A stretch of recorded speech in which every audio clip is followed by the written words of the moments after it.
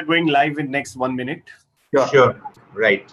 Sure. So we are all set. Right. My sons, 3 of my sons and my grandson were at the Sweden-Ukraine match last night. It was in Glasgow. Yeah. So, Yeah, Ukraine made it. Yeah, last minute.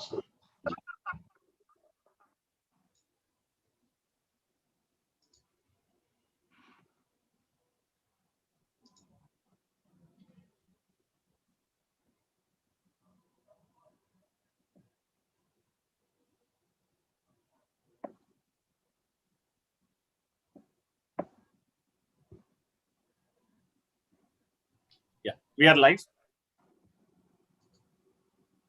Sure. Done. Go ahead.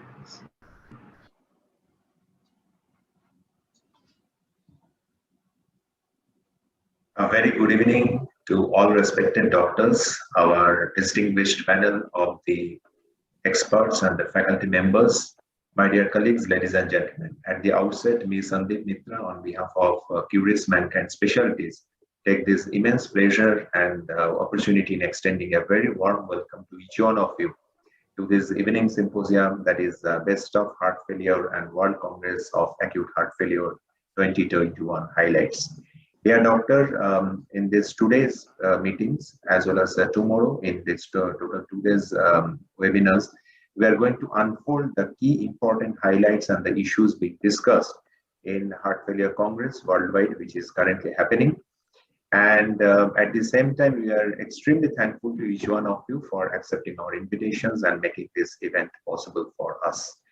At the same time, it gives us immense pleasure of extending our heartiest welcome to our international experts in the field of the heart failure, Professor John McMurray and Professor Dr. Michael Baum, for accepting our invitations and going to grace these occasions by their expert commentaries and the opinions to be shared from the Best of Heart Failure Congress. Dear Doctor, now moving to the scientific discussions for the today's evening, it gives us an immense opportunity to share with you some of the key attributes on behalf of the key Curious Mankind Specialties. As many of us are already aware that Curious Mankind Specialties is a super specialty cardiac care team to serve the life of millions of cardiac patients across the country with affordable and quality healthcare providers. One of the very integral strategic intent for the Curious Mankind Specialties is to remain in the forefront of the knowledge sharing and patient empowerment. And towards that, we have already initiated a couple of digital media program and the projects. To name a few, the One Life and the Prana Large Force are the digital media initiatives to empower the knowledge of our patients to create their more awareness about the disease, about the therapeutics in the field of the diabetes, in the field of the cardiometabolic disease and on. And also one of our strategic intent has to be to remain in the forefront and so for the knowledge sharing with the healthcare providers like you. And towards that, we have already had exclusive strategic partnerships with some of the very eminent national and the international congresses of the repute. Now, as many of us are already well aware that as a responsible and reliable healthcare provider, we at Mankind had played a very significant role in country's fight against the pandemic over the last 18 months. And towards that, Mankind Pharma pledges a significant financial support and contributions for the welfare of the many families of the martyred frontline warriors, whether they are doctors, they are paramedics, other healthcare providers, and many other people across the different layers of the society. It gives us immense opportunity to serve the nations and to help our people at this time of the crisis when they have lost their near and the dear ones in the course of this pandemic. It is with your patronage, Doctor, Mankind has reached so far, and our commitment and endeavor to partner with the healthcare providers like you will always enhance, and it will definitely help us to achieve and accomplish our overall objectives, our common objectives of improving overall patients' care in the healthcare sectors in India and abroad. Thank you very much for your support, for your encouragement, and once again, heartiest welcome to this evening symposium. And it gives us immense opportunity and honor to introduce our program chair and the medical director for today's evening, Dr. Uday Jadhav. As many of you are already aware, he doesn't need any introductions. Dr. Uday M. Jadhav is a senior cardiologist and the professor and faculty at MGM University of Health Sciences, Department of Cardiology, MGM, New Bombay. Professor Uday Jadhav is a fellow from the multiple eminent societies and the international bodies across the globe, whether it is Royal College of Physicians, American College of Cardiology, European Society of Cardiology, so on and so forth. You can see is a big list of the different institutes of the repute. Along with that, Dr. Jadhav has been one of the very, very key and significant, important, person to bring some of the unique educational opportunities and the initiatives to bring in India for the first time, whether it is from the American Society of Hypertension or American College of Cardiology or European Society of Cardiology in India, and to disseminate the knowledge and the educations in cardiometabolic space.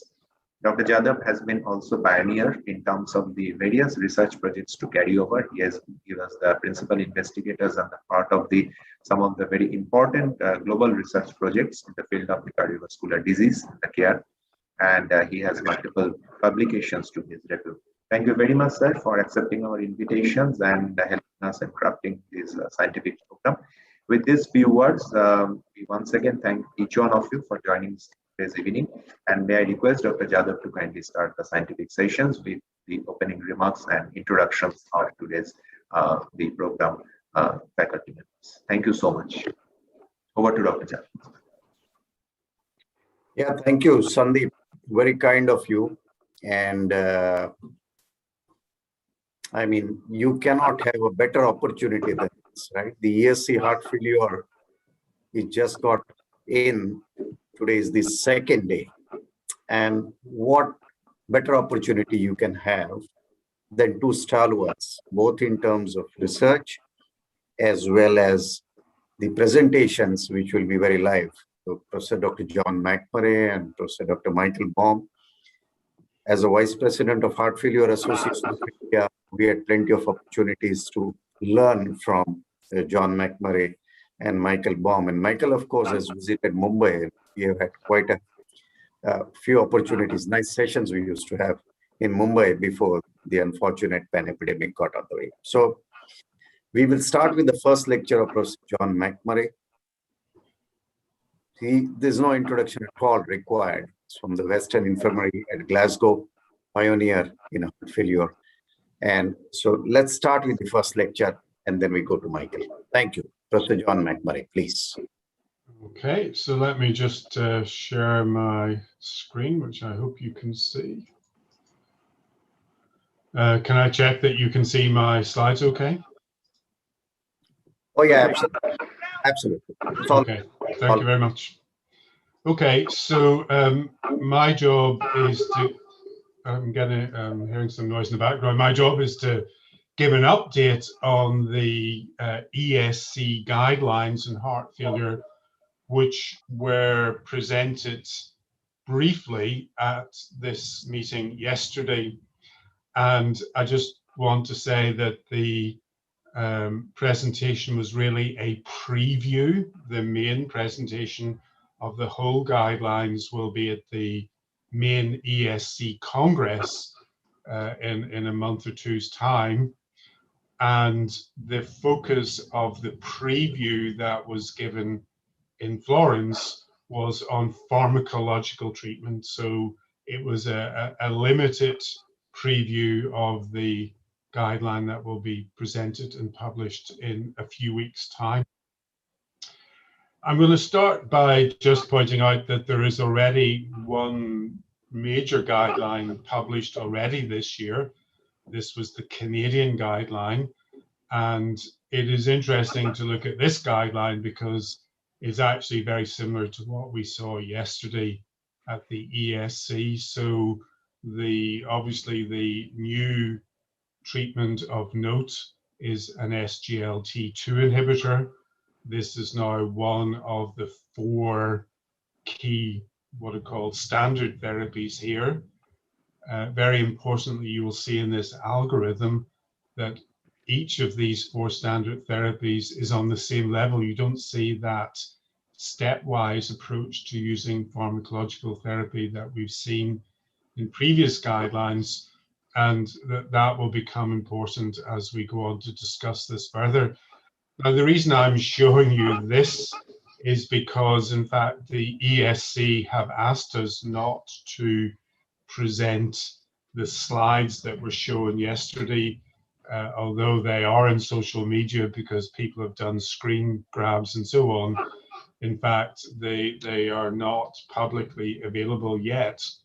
So I've showed you that algorithm because it very much reflects the ESC algorithm. But I will go through what was presented yesterday. So as I suggested, there are 4 key therapies that are now regarded as strongly recommended in all patients with heart failure and reduced ejection fraction.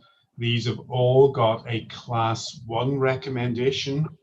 In fact, they all got a class 1A recommendation, so class 1 level A recommendation, with the exception of sacubitril valsartan, which remains a class 1 level B recommendation based on the Paradigm heart failure trial.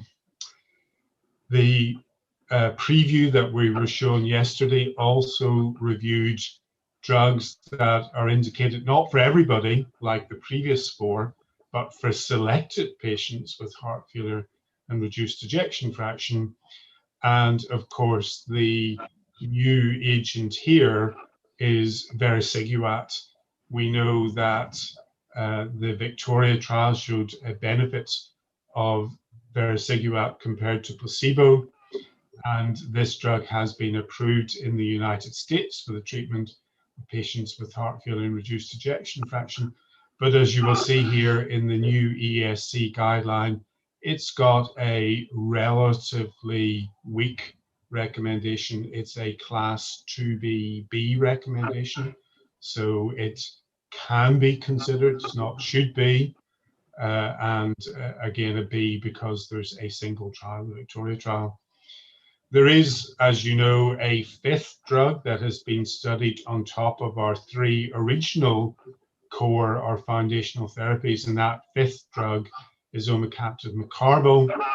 Also showed a small benefit in a very large trial called GALACTIC-HF, but the ESC committee decided to make no recommendation about this drug because it has not been approved to date in any country in the world. They don't preclude the possibility of a future recommendation, but there's none made at the present time. Another new feature in the guideline that was presented yesterday was recommendations for the treatment of patients with heart failure and what used to be called mid-range ejection fraction, but has been renamed in the current guideline heart failure with mildly reduced ejection fraction. So the initials haven't changed, but the words have changed. And this new recommendation is based on a number of analyses. These are 2 that have been published in the past few years, one looking at the angiotensin receptor blocker candesartan, the other looking at mineralocorticoid receptor antagonists. And as you know, in the CHARM program, there were 3 trials, including patients with the full spectrum of ejection fraction. You can do the same for MRA. So this is an analysis putting together the RALS trial, the Emphasis Heart Failure trial, and the patients enrolled in the TopCat trial in the Americas. This green line shows a continuous hazard ratio. The gray shaded area is 95% confidence intervals. A hazard ratio of 1 is shown by the horizontal black line. Obviously, if the hazard ratio is below 1, that indicates a benefit of therapy. What you can see for these 2 drugs is that the hazard ratio remained clearly below 1, well above the standard ejection fraction cutoff for defining heart failure with reduced ejection fraction.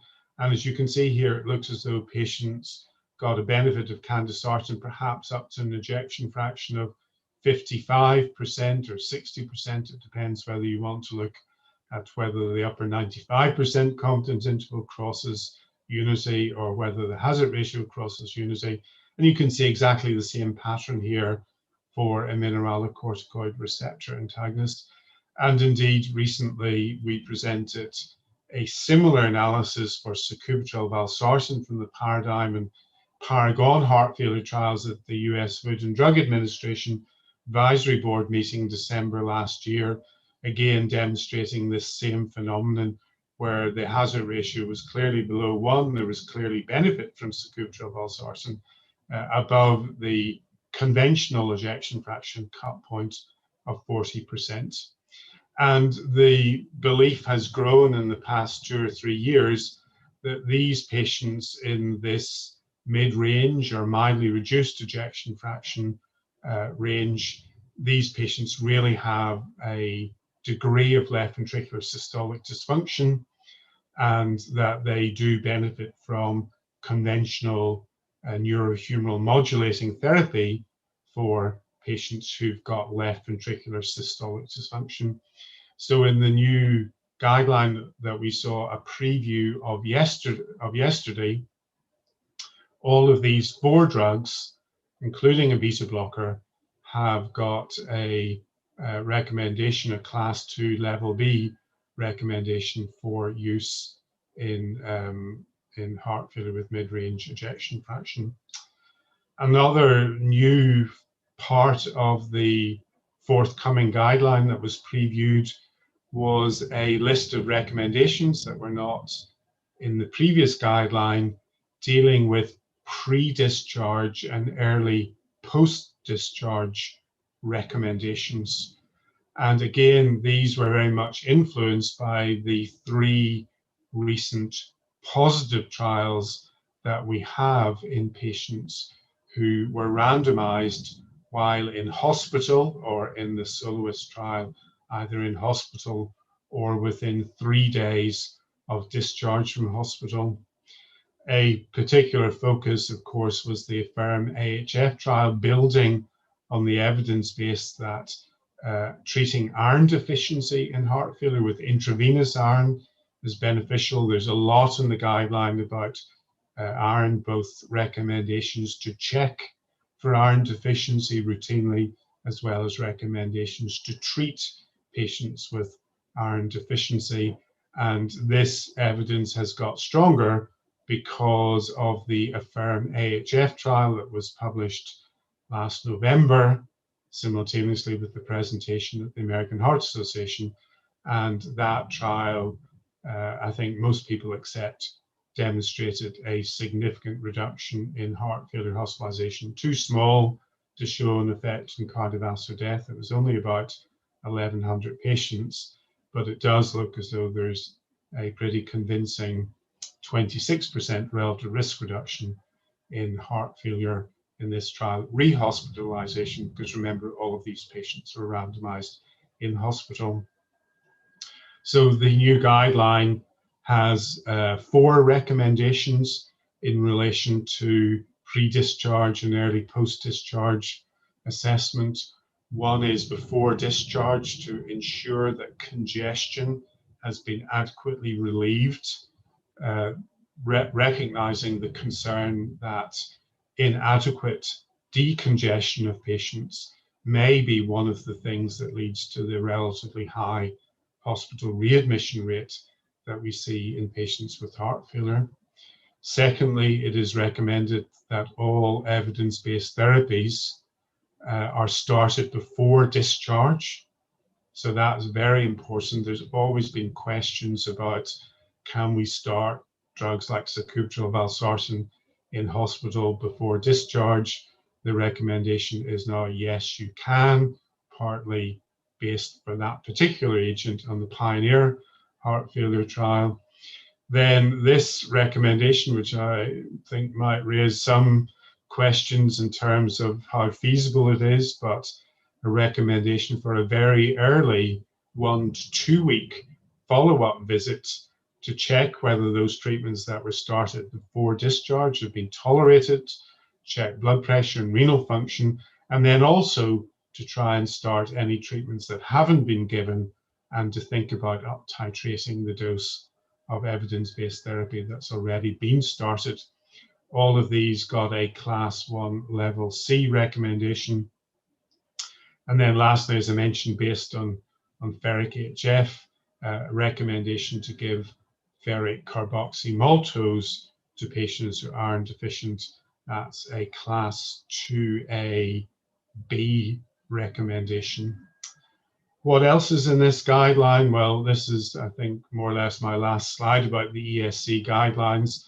There are some other things that I'm not going to go through in detail. There is a slightly updated classification of different acute heart failure phenotypes, whether somebody's predominantly patient with pulmonary edema versus cardiogenic shock, and so on. And then there are a number of treatment algorithms that emphasize the importance of patient characteristics and past medical history in determining treatment recommendations. And as you can imagine, these are to do with QRS duration morphology, which in the previous guideline, of course, was to do with use of cardiac resynchronization therapy, and so on. There is a treatment algorithm for patients who develop heart failure during cancer therapy, which of course is use of beta blockers, specifically carvedilol and ACE inhibitors. And then there's also a section on cardiac amyloidosis. So I'll finish by giving you some other thoughts about this. I'm going to go back to the Canadian guideline. And as I said, the ESC guideline looks a bit like this. It's got the 4 core foundational life-saving therapies here on a single line, as opposed to being administered in a stepwise fashion. And this is important because in the ESC guideline, in the Canadian guidelines, not the ESC guidelines, in the Canadian guidelines, there's a very interesting statement, which is that the panel that wrote the Canadian guidelines did not feel that they needed to endorse any particular sequence of using those 4 life-saving medications. And I personally believe that this is going to be the debate that we will have in the second part of this year. It's sort of already started, I think, and a lot of us have been writing about this, suggesting that the historical approach based on the chronology of the clinical trials maybe is no longer appropriate, and that we should think about using these drugs in a different way. And I think the ESC guideline, the Canadian guideline, and as I'll show you in a moment, a recommendation from the American College of Cardiology, all emphasize the importance of starting treatment early, because all of these drugs act quickly, they're all life-saving, and you shouldn't delay starting these treatments. And we have to remember that they all work independently, and they all protect patients' vital organs, or patients alive. And another document I think is worth mentioning is this 2021 consensus pathway. Now, this isn't a guideline. I'm not sure exactly what this document is, but it's described, as you can see here, as a consensus decision pathway. Seems to come from the American College of Cardiology and was certainly published in their journal earlier this year. And this document is interesting for a number of reasons. It has a slightly different approach in terms of the algorithm. It actually puts 2 disease-modifying drugs ahead of the others, and it puts an RNA and a beta blocker here at the top. And I've just blown this up to highlight that. Now, it's a very interesting document to read, especially if it's going to give an insight into how the Americans are going to write their forthcoming guideline, because there are several very important concepts in this. One is that, again, it doesn't recommend a particular order of treatment, but maybe more importantly, it recommends that it's possible in many patients to start more than one treatment at once. And that's a very novel thought. I don't think most of us have done that, and certainly none of our previous guidelines recommend starting 2 treatments at once. It emphasizes the fact that getting all of these drugs started is more important than achieving the target dose of each individual drug. And that's because each of these drugs is beneficial even at a low dose. As I mentioned, they all work independently of each other. Their benefit is additive, and therefore it makes more sense to get as many of them started as quickly as possible before you then try to titrate to the target dose. And again, this document is very important because it emphasizes the importance of speed, although I strongly disagree with the idea that it can take 3 to 6 months to get people on optimal, as the Americans say, guideline-directed medical therapy. I think it can be done much more quickly than this. And I could make an argument. They've argued for a beta blocker and an ARNI first. I personally might argue for an SGLT2 inhibitor and a beta blocker first, as Milton Packer and I have written about in a couple of articles recently. But we can debate this during the question time. But what is very consistent is that all of the recent guidelines and other documents that have come out in the past few weeks and in the past day all clearly recommend that these 4 life-saving treatments should now become the cornerstone of the management of patients with heart failure and reduced ejection fraction. And I think that is the most important take-home message. So with that, I'll stop and thank you very much. Thank you, John. Let's go ahead with Professor Michael Baum's lecture. So Michael has his lecture, then we can probably have the discussion at the end. Yes, thank you very much. I would like to greet you here from Florence. I'm still in Florence, and you can see it according to the picture behind me on the wall. And I would like to give you some expressions from the Heart Failure Association Congress.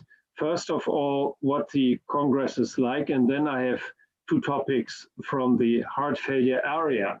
So this is the guideline presentation, how it worked. So you can see, and this is what John McMurray already alluded to, it was a little bit a sad story. So it was not allowed to take pictures, and it was an empty room like this. And then it was presented with 2 chairs. One was present, that's the incoming president. And here you can see the incoming president of the ESC, Franz Weidinger. And so the data were then presented by Marco Metra, and it was just a glimpse of what has been done will be in the guidelines. And this is one slide. This is the only slide I can show you, and you can see there are a lot of blank fields here. So he was really restricting to the medical treatment. So with this, that is the reason why we should not present the data here. And you have seen what has been the thoughts of many people, and which was documented in several position papers rather than the guideline. But it was just an outlook to what will be presented at the ESC Congress. So I would like to take 2 points which were not covered in the guideline field, but it has still something to do with heart failure treatment. First of all, Professor McMurray briefly mentioned omecamtiv mecarbil. That was a drug who did not get a recommendation in the guideline because it is not approved, and it is not planned to be approved in the near future. So this drug is a myosin activator. It facilitates the interaction of actin and myosin, thereby increases developed tension and causes a prolongation of the contraction. And interestingly, one of the phenotypes in heart failure is a shortening of contraction, with other words, systolic ejection time as it can measure with echocardiography. And there was a phase 2 study which is shown here. And you can see that heart rate goes down, which might be related to a reduction of neuroendocrine activation. And there is also here an effect of NT-proBNP. So therefore, the basis for the outcome study, which was a galactic HF study, was given, and the study was a huge enterprise with 8,000 patients enrolled in 35 countries over 6 regions of the world. So these are the publication of the primary data, and indeed many patients were screened and 8,256 were randomized. The interesting thing is that patients could be randomized until a blood pressure of 86, and some of the patients have been in the hospital and they're immediately randomized in the post-discharge phase. So these are the results published in the New England, and you can see then an 8% reduction of the primary endpoint, first heart failure, hospitalization, or cardiovascular death. You can see that this looks as a tiny effect. However, what you can also see that the event rate in the overall trial after 3 years is close to 50%. And of course, that is much higher. That is higher than in some of the other trials in stable heart failure. So now this was, of course, it looked a little bit disappointing. And then there was an analysis here. This is taken also from the original paper. And it turned out that there is a heterogeneous effect in several groups of several baseline characteristics of these patients. So patients with more severe heart failure in higher New York Heart Association classes did better on treatment. Patients with atrial fibrillation did worse. So in sinus rhythm, it appeared to work. And also patients with a lower ejection fraction and a higher NT-proBNP, they had these effects, a beneficial effect. So this was then so related to the severity of heart failure, where the drugs apparently act a little bit better.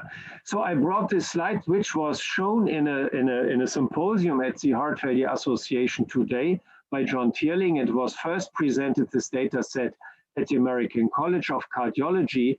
And here you can see that there is a relation of outcomes due to ejection fraction over the whole spectrum, from 39 approximately down to 10%.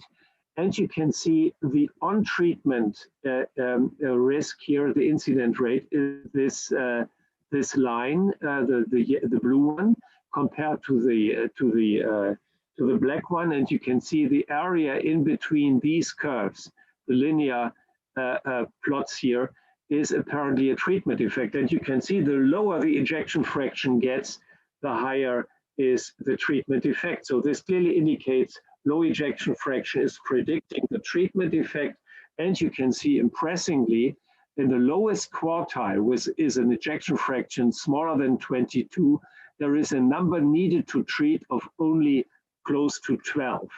On the right-hand side, you can see the relative treatment effect, and you can see the upper boundary crosses a line of neutrality with a hazard ratio of 1, which is here the horizontal line, at approximately 25%, and from there is a positive treatment effect. So this is a clear example with a small effect in the overall population, but the more severe heart failure gets, the greater is the effect. So therefore, this is a summary: low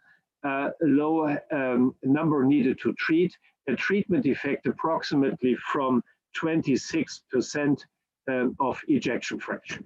And now these are new data which were also shown today, and this is by Professor McMurray. So I got the slides from him, and this was also shown in the symposium today.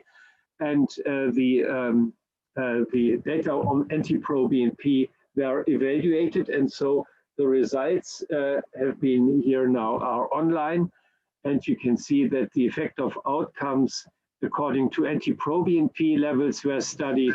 The effect of omecamtiv on NT-proBNP levels, and also the characteristics according to the NT-proBNP levels at baseline. Here you can see on placebo and omecamtiv the BNP concentration, and then the effect above and below the median. And simply, it's the same as with ejection fraction. In the overall population, there is a drop of NT-proBNP here up to 48 weeks, but this effect is more strongly pronounced in patients with an NT-proBNP level above the baseline, and the effect are more clear in patients who are not in atrial fibrillation or sinus rhythm, which is here hardly be seen, but you can see the more severe heart failure is expressed, the greater is the effect of NT-proBNP. And here you can see the primary outcome, heart failure hospitalization, cardiovascular death, and all-cause death, and in particular heart failure hospitalization, which was primarily carrying the effect in the overall population of the combined endpoint. There was a significant effect in patients, in particular above the median of NT-proBNP.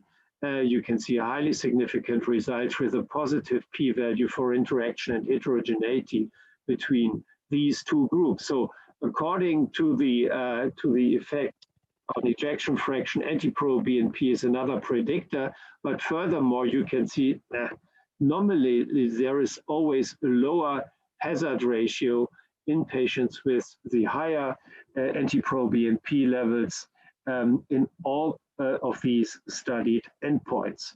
So here you can see it as a continuous measure. Here is NT-proBNP, primary composite endpoint, and you can see the higher it gets, approximately here, what is it, 3,000 maybe, there is a positive effect and is deviating from the line of unity. Here, heart failure hospitalization, same thing. So NT-proBNP and ejection fraction are predictive. So therefore, one has to say that omecamtiv, although it is not further developed presently, would be an intervention or a drug which is highly welcomed in patients with severe heart failure. And it is important to say that the blood pressure, the lower blood pressure margin from their patients were included was above 85. So very low blood pressure was here also recruited in this trial. And for those patients where neuroendocrine antagonists are a little bit difficult to apply, this drug may be useful. We will see how it will further develop, and I think there are plans that this drug will not be forgotten. So now a completely different topic, and that is cognition in heart failure. So Dr. Wedegärtner from Hamburg presented the cognitive training in heart failure study. So in heart failure, there is a high prevalence of cognitive impairment. So why is that important? Because it has been shown in several of these studies, and they are listed down here, that in patients with heart failure and cognitive decline, the adherence rate to taking the drugs, to visit the doctors, to recognize symptoms like congestion or peripheral edema is limited. So therefore, this cognitive impairment is associated, and you can see here the references to poor self-care. So people do not take their drugs, do not go to the doctor, and also to less knowledge about their disease. So illiteracy concerning heart failure is important, and this translates into a higher hospitalization rate and higher mortality. So the question is, the point is, it is regarded as a comorbidity, but the question is, can it be trained? So first of all, before it translates into clinical outcome, it has to be shown that the cognitive training is improving cognition. Improvement, and this was a training program in cognitive flexibility and working memory was done in this trial. I come a little bit later to the methods. And then when you train one domain, like for instance, cognitive flexibility, then the question is whether other domains of cognition are positively affected. So do you have to train them all or just one important but very intensely? And then you have the other so-called transfer effects in other domains like memory, reasoning, processing speed, executive function. That of course could translate into quality of life. And the secondary outcome was the durability after 3 and 6 months. So that was important. So there is a sham intervention and an intervention. Sham intervention is something where you just talk to people about policy and general knowledge. And for that, there was also a time control without doing nothing. Because there is a decrease over time, these people have to be kept active without a specific training program. And the intervention group did cognitive training, it's a memory test, and so on. And there is a pre-test and a post-test design here. And then for the secondary outcome, 3 months follow-up after start of the treatment at 16 months was done to see whether this is maintained and whether the importance of this finding is whether you can stop it, you do intermittent training, or you have to continue with these training programs. And indeed, the finding was positive. There was an improvement of cognitive flexibility. That is the time from switching one task to another one. It's a rather complicated thing. You do it also with pilots, but on a different level, of course. And the working memory was increased. So this is the transfer effect. It works in other domains as well. And here you can see how it works in other domains. Working memory, this is the composite score of everything. And here you can see the different effects, how it works. That was a primary outcome. It's a secondary outcome. You can see that the scatter gets wider, and there is also a loss of efficacy in this training. So indicating that indeed training should be continued. And the next step in these sequence of trials is to see whether indeed that translates into different healthcare behaviors in heart failure patients. So cognitive gains after computerized training has benefits, and the benefits have transfer effects. So you train one domain and it goes over to other domains. However, it is after 6 months only partially remains, so it has to be repeated and it should be a continuous program. So this was what I had to say, the omecamtiv mecarbil story. I think it's not dead.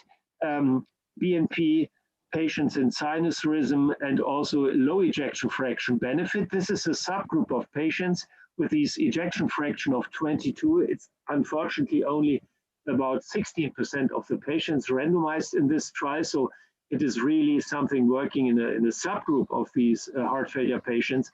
And I think the new thing is here, cognitive training in heart failure. It works principally, and it works when you just train one domain. What we need to show is that this translates into heart failure outcomes. We will see how that works out. Thank you very much for your attention.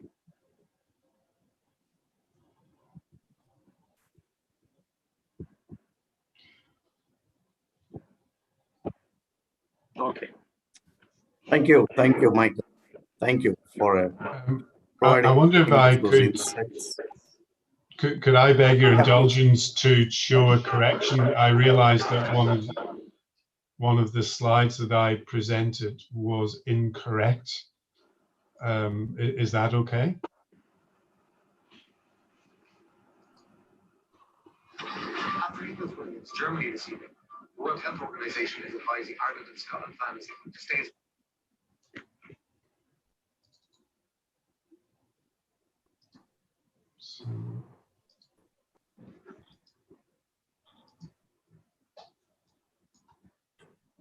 Right. So we can have some chat based on your presentations and the ESC. Thank you for the insight. Am I well audible, Sandeep? Yes, sir. I'm well audible. Right. There is some background noise. Is it okay now, Sandeep? It is okay now, sir. Yeah. Okay, thank you.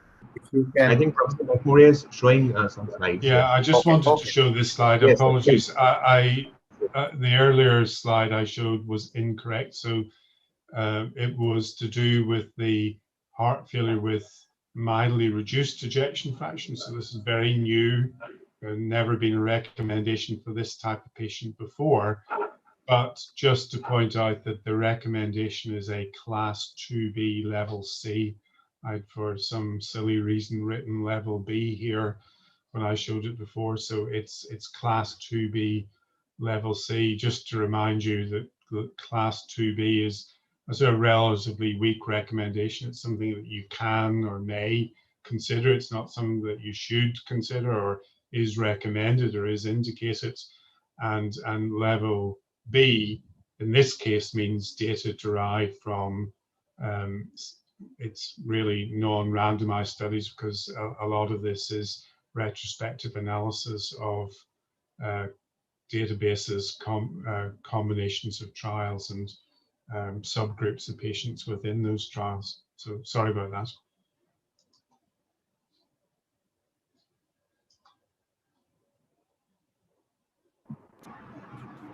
Thank you, John, for that correction once again. So I was looking at the information you gave us today, the insights from ESC heart failure. So let me start with the omecamtiv, which Michael presented. I mean, so I'm looking at what's coming up on the cell phone in terms of the questions also. The omecamtiv data for patients with atrial fibrillation. Couple of things. The number of female gender women represented were about 18%. We do find in India that we have quite a significant population of atrial fibrillation in women. In fact, we see quite a few women with atrial fibrillation and heart failure. So that will be one area of interest. Second is that these patients are also on digoxin. Now, when we look at the omecamtiv data with atrial fibrillation, it was most prominent. The lack of positive effects were most prominent in patients using digoxin. So what are your thoughts and teaching to us for patients who have heart failure or atrial fibrillation? Maybe they are on digoxin. What would be the best way to approach their heart failure? Let's start with John and then Michael and then John.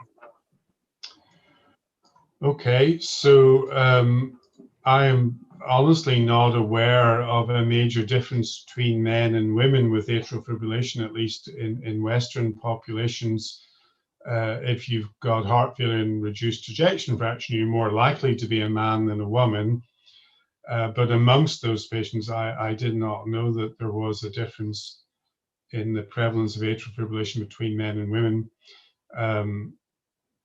And of course, when you talk about atrial fibrillation, you've got to be very careful defining what you mean, because you will find that there are about twice as many people will have a history of atrial fibrillation as have atrial fibrillation on an ECG that you record on the day of randomization. So we always have to look very carefully at those data. But you're absolutely right, that interaction with atrial fibrillation was actually predominantly an interaction with atrial fibrillation in people who were treated with digoxin. Now, what does that mean? Well, that's always very, very difficult to understand, because obviously people who get atrial fibrillation, people who get digoxin are being treated with digoxin for a specific reason. So in other words, the patients are often different than the patients not getting digoxin. So when you look at the prescription of a drug, it's not just about the actual drug, it's about the fact that the patient who gets that drug is probably different than the patient who doesn't get that drug. So we've been trying to dig into this in great detail in the GALACTIC-HF database and looking through other information that we have. As far as we can tell, there is no pharmacokinetic interaction between digoxin and omecamtiv mecarbil. So it's maybe more to do with the people who get digoxin. So are they people who are intolerant of a beta blocker, or have a more difficult to control ventricular rate, a more rapid ventricular rate, or something else about those people that explains that apparent interaction. But again, it's difficult because we're now talking about a subgroup of a subgroup. So the first subgroup is people who've got atrial fibrillation versus those who don't. And then within that small subgroup, there is an even smaller subgroup of people who are on digoxin compared to those who are not. So again, your confidence in the reliability of those findings is always a little less certain because you're dealing with, you know, small numbers, you're dealing with retrospective analyses, and you're dealing with subgroups of subgroups. So that would be my sort of general comment about that. But I don't know if maybe Michael wants to say something, or maybe you've a follow-up question. Yeah, I mean, I think so. The presence of digoxin selects patients with atrial fibrillation because they have it. So, but the question is, when somebody has atrial fibrillation, so omecamtiv does not work properly, but also beta blockers are under discussion, and it is of course a very difficult group. One could come to the idea that in early atrial fibrillation or early or just detected atrial fibrillation, one should bring patients into sinus rhythm with all efforts one can make. There is recently the FNET study showing that recent onset atrial fibrillation benefit from rhythm control rather than from regular care or rate control. And maybe that makes them more susceptible for beta blockers. If they are too fast with the heart rate, you have the chance to give ivabradine. And then, of course, omecamtiv is not on the horizon yet, but maybe in general, people with sinus rhythm are more susceptible to have a benefit from drugs.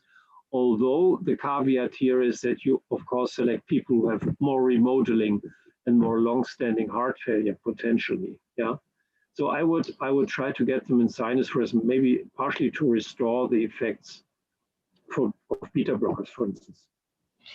Michael makes a very good point. I mean, I think there's more and more evidence, as I see it, that restoring sinus rhythm, if you can do it, may be a worthwhile thing to do. I would point out in GALACTIC-HF that, interestingly, that interaction with digoxin was only in patients with atrial fibrillation. So if you were in sinus rhythm and taking digoxin, you seem to get benefit of omecamtiv mecarbil. But again, I would really strongly point out, I think we had roughly 700 patients in total who were in atrial fibrillation and who were on digoxin. So again, not a lot of confidence that that is necessarily a real interaction between the two drugs. What about these same patients? What is the take home? Let's say what is the difference with the SGLT2 inhibitors or dapagliflozin? Will it have any impact in these patients with heart failure? The sound is really bad. I didn't catch the end of the question. So you asked about SGLT2 inhibitors, and what was the next? Oh, atrial fibrillation. There's absolutely consistent benefits in patients with atrial fibrillation. So that's interesting. Michael's right. I mean, beta blockers, there's this curious finding in the meta-analysis that was published in The Lancet, where there doesn't seem to be a benefit, at least in terms of mortality. But for other drugs, certainly for mineralocorticoid receptor antagonists and for SGLT2 inhibitors and for sacubitril/valsartan, we find an absolutely consistent benefit in patients with atrial fibrillation. So it's interesting. One is to do with the drug that affects rate, beta blocker, and the other is to do with the drug where the benefit is potentially dependent on the duration of systole and diastole, which of course is altered by being in atrial fibrillation as opposed to being in sinus rhythm. So I think Michael's sort of highlighting the important thing here, which is that sinus rhythm, or those drugs that are in some way dependent on heart rates and length of systole and length of diastole, it may be important what rhythm you're in.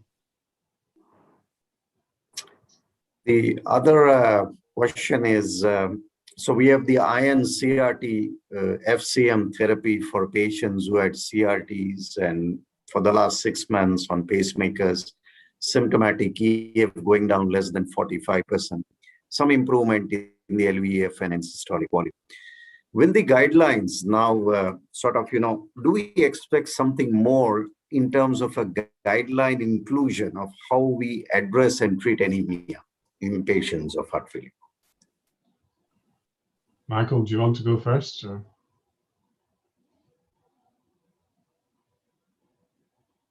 I couldn't understand the last point. What are you talking about? It's about the treatment. What will the guide? Sounds terrible. What will the guidelines say about the treatment of anemia? Okay. What will they say? I mean, anemia is, I think, something where you have the chance to early detect iron deficiency. I think all what we have is not simply related to anemia, it's iron deficiency. What the consequence of this is that the amount of diagnostics will increase. So transferrin, saturation. So in Germany, we had discussions about the lab costs. Because every patient on a regular basis needs a rather complete workup with all these measurements. And then I think, yeah, what we have is a slight upgrade of iron deficiency and treatment with iron. Yeah. Yeah, I mean, there's a lot of debate. So the current guidelines, the 2016 guidelines say, and I don't think this will change, say that we should diagnose iron deficiency in heart failure using both measurements of ferritin and transferrin saturation, which, by the way, is not standard in all hospitals. So Michael's right. For some hospitals, this is another test, and they recommend that either a transferrin saturation less than 20% with a ferritin between 100 and 299 nanograms per mil is diagnostic of iron deficiency, or a ferritin by itself that is less than 100 nanograms per mil, although I think Michael was hinting at that there's maybe a bit more discussion at the moment about whether actually it's the TSAT criterion that is the more important in terms of detecting iron deficiencies. There's a better correlation between a low transferrin saturation and a bone marrow biopsy staining for iron deficiency than there is with ferritin. So I think all that's happened is that the guidelines have strengthened the evidence for using intravenous iron, hasn't changed the diagnostic criteria.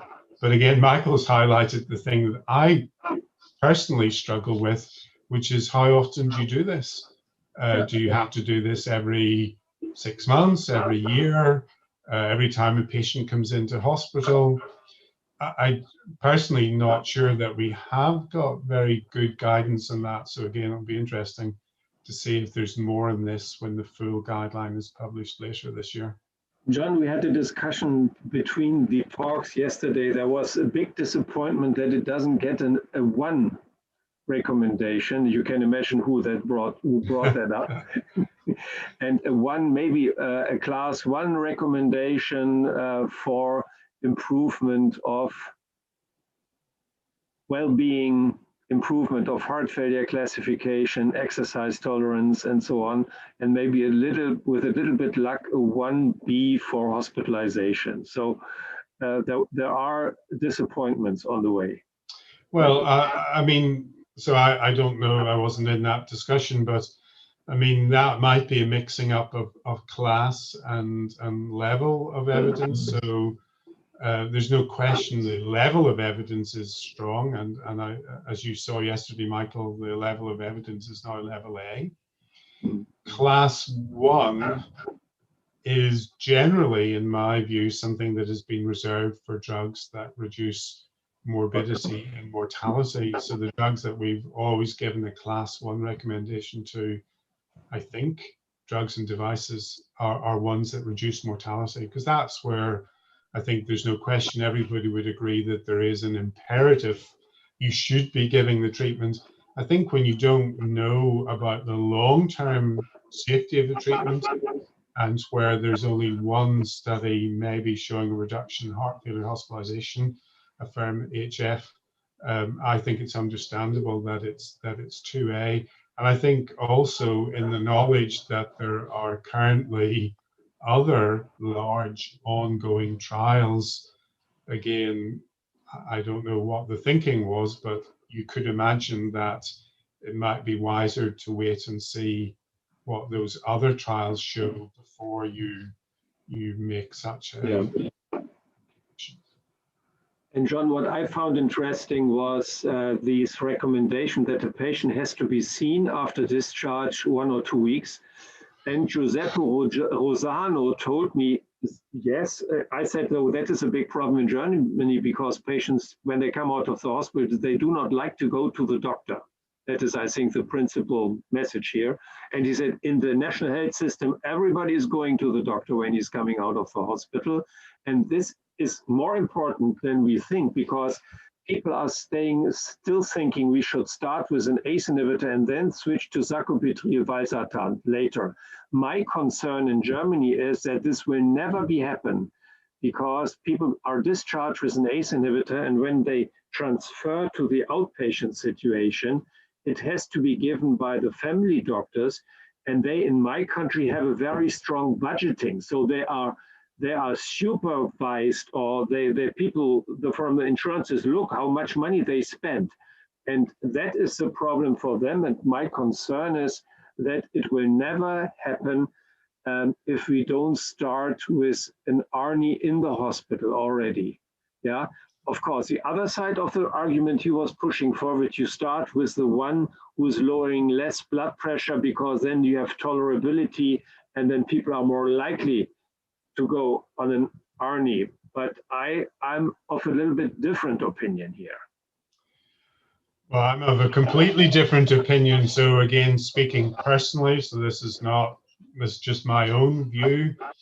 I never start somebody on an ACE inhibitor or A or B today. Certainly if I see a new patient with heart failure, I will always use an ARNI.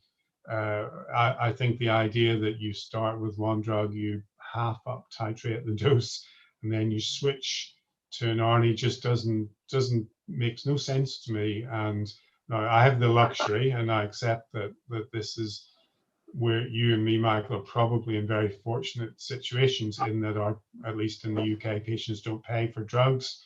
We have no budgetary restriction on prescribing, so I can do that.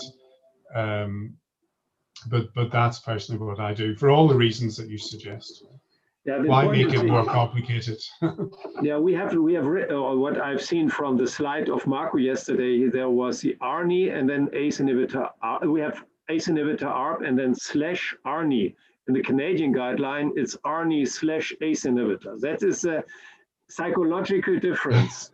And in the American College guideline, it says ARNI preferred. Well, what about India then?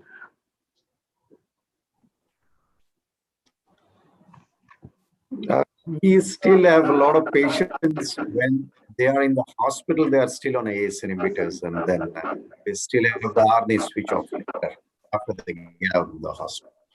Okay, I have two questions. First is, what do you look at the future of SGLT2 inhibitors in HFpEF? What are your thoughts? What is going to be much? I'll let Michael go first. Yes, there is the Emperor Preserve trial, which will be reported soon. And then, of course, the Deliver trial. And John is Deliver. And I'm the other one, maybe a little bit more. And so it's, yeah, we have to wait. I think we can wait, no, because it's maybe half a year or a couple of months for both of the trials. And then we have a definite opinion. Yeah, I mean, the Emperor Preserve trial is scheduled for presentation at the Main ESC Congress.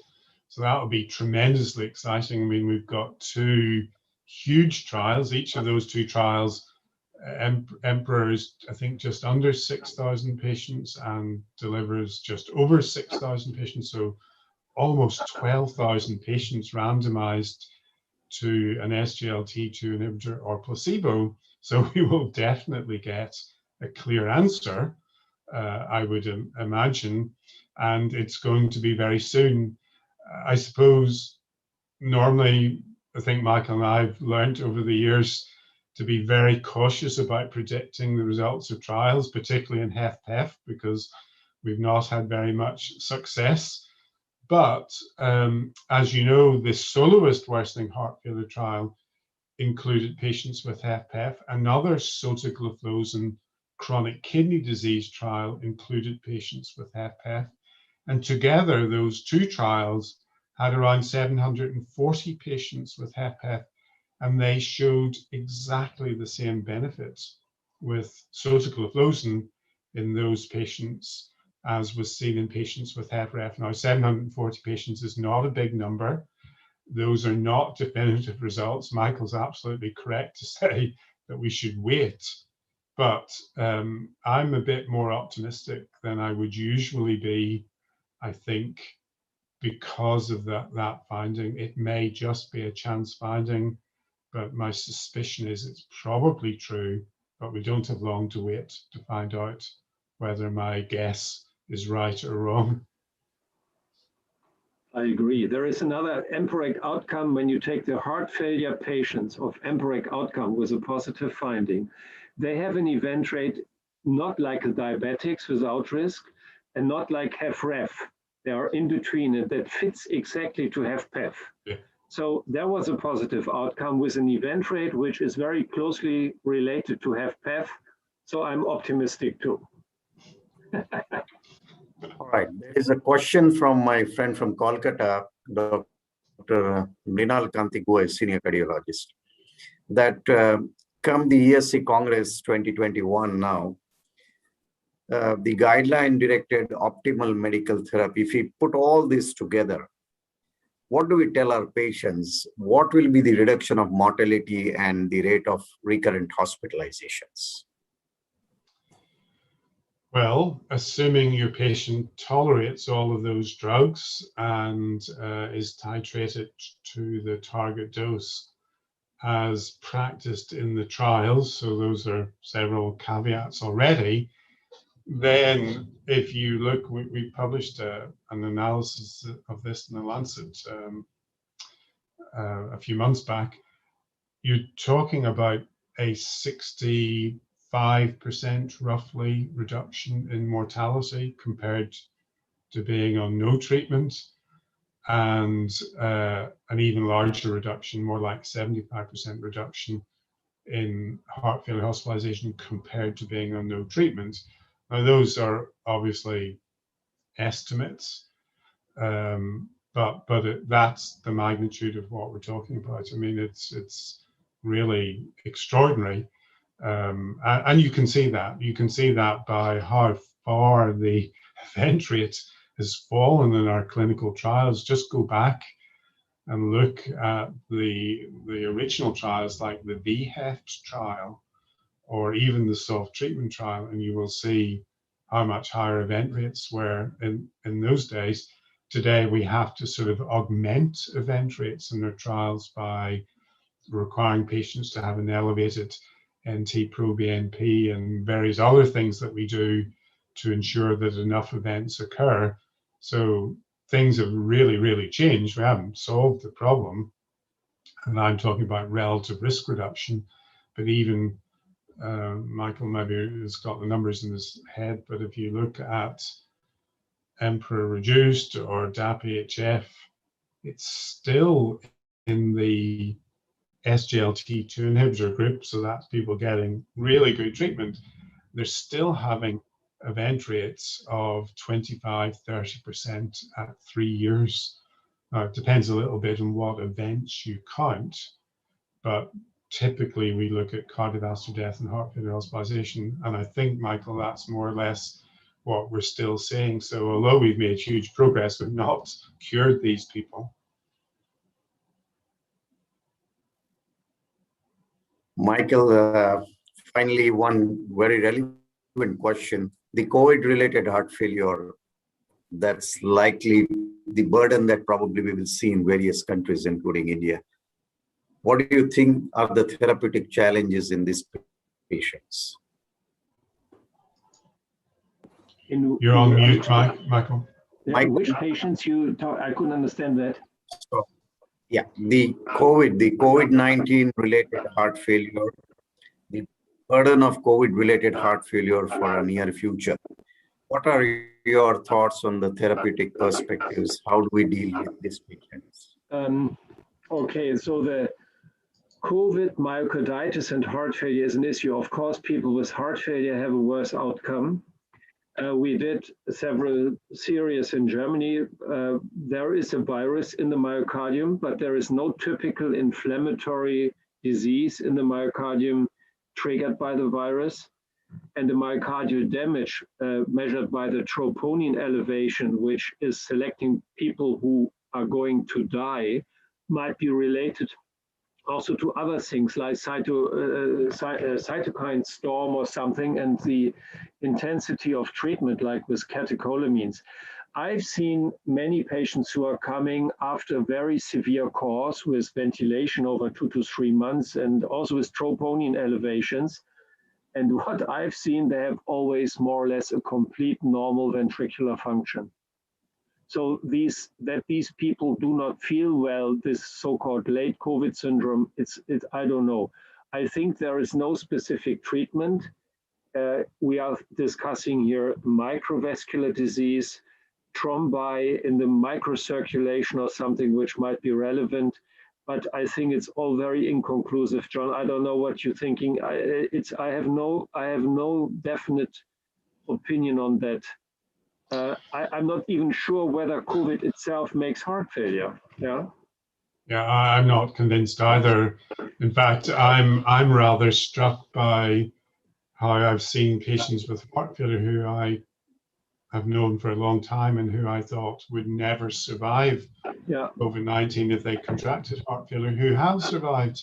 Now, I also know from the trials that we're currently running that all around the world, there's about a 25% mortality, short-term mortality amongst heart failure patients who contract COVID-19. So it's clearly a risk, but it's not universally fatal in those patients. And I've certainly seen people who've survived, to my great surprise, people I thought would never survive COVID-19. I suppose the only other surprising thing I've seen recently, to add to what Michael said, all of which I agree with, but the only other surprising thing I've seen recently was the DARE-19 results. So this was a trial that I thought was crazy, randomizing people with COVID-19 to either dapagliflozin or placebo. And the trial was neutral overall, mainly because COVID mortality rates have dropped so much.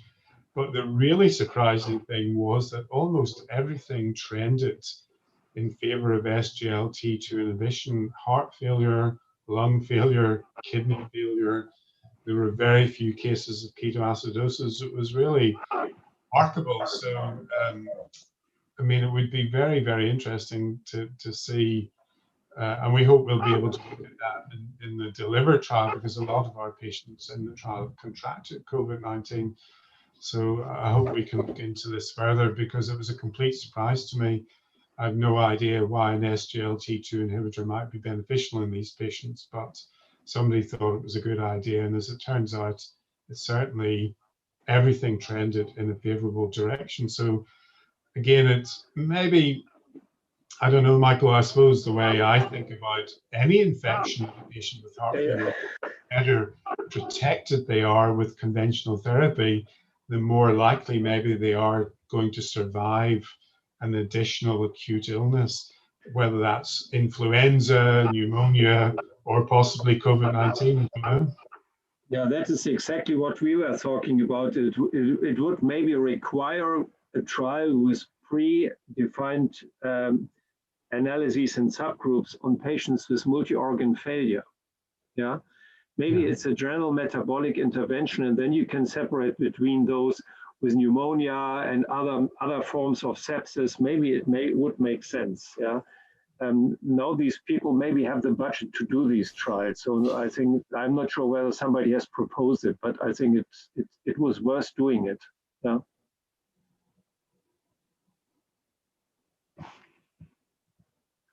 Uday, thank you very much. Thank you, Michael and John. It's been a pleasure. We are already 10 minutes beyond our scheduled time. Thank you very much for sparing the time and joining us from the ESC from Florence. Bye, Michael. Bye-bye. Thank you so much. See you later. Thank you very much. Thank you so much. Thank you, Bye. Professor Naipure. Thank you, Professor Michael Baum, sir. It Yeah, was yeah. really brilliant. Thank you so much for joining, and thanks for enlightening us with these latest significant happenings in the field of the heart failure. And thanks to Dr. Uday Jadhav, sir, and thanks to everyone who are there in the audience who have joined. And please remember that please do join us back tomorrow, same time at 8:30. We are going to bring back the same significant happenings for the day 2 events of the Heart Failure Congress, and many more things to share with you which is happening. Thank you so much. Thanks for the join. Right. Bye-bye. Good night. Stay well. Bye-bye. Stay well, sir. Thank you. Bye-bye. Thank you. Thank you.